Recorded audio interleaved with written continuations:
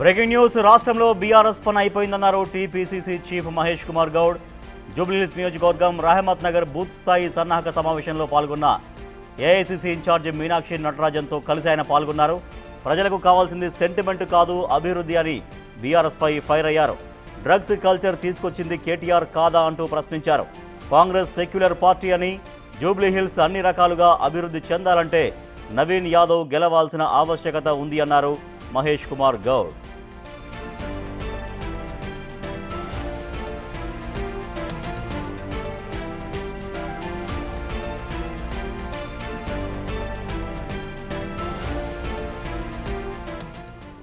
రాష్ట్రంలో బీఆర్ఎస్ పని అయిపోయిందన్నారు TPCC chief Mahesh Kumar Goud.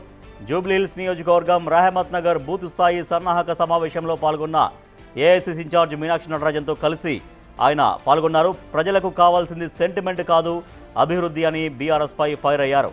Drugs culture తీసుకొచ్చింది కేటీఆర్ కాదా అంటూ ప్రశ్నించారు.